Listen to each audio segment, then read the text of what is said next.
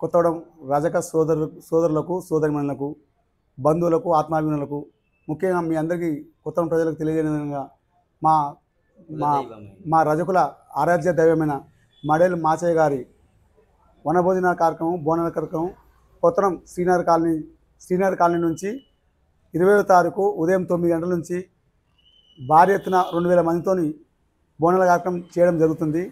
కొత్తలో ఉన్న ప్రతి ఒక్క రజక కుటుంబాలు విత్ బంధువులతోని ఫ్యామిలీతో పాటు వచ్చి ఈ ప్రోగ్రాన్ని సక్సెస్ చేయాలని మా రజక సంఘం తరఫున కోరుకుంటున్నాము.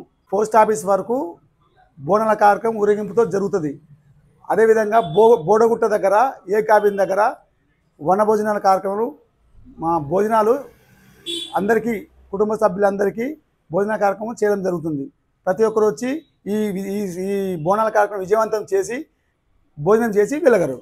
ముఖ్య అతిథిగా మన కొత్తగూడెం శాసనసభ్యులు పునేని సాంబశివరావు గారు, సాబిర్ పాషా గారు, మా ఐలమ్మ మనవరాలైన శ్వేత గారు, వివిధ పార్టీ నాయకులు వీళ్ళందరూ హాజరవుతున్నారు. ఈ నెల 20వ తారీఖు రోజు మన రజక సంఘం తరపున బోనాలు కార్యక్రమం మొదలు పెడుతున్నాము. అందరూ రావాలని మేము కోరుకుంటున్నాం. అదే రజక బంధువులందరూ రావాలని కోరుకుంటున్నాం. ఈ నెల 20వ తారీఖు రోజున మా రజక దైవం అయినటువంటి శ్రీ మడేలయ్య గారి బోనాల ఉత్సవాలు రజక నాయకులు కొత్తగూడెం రజక సంఘం నాయకులు అందరం కలిసి ఘనంగా నిర్వహించడం జరుగుతున్నది.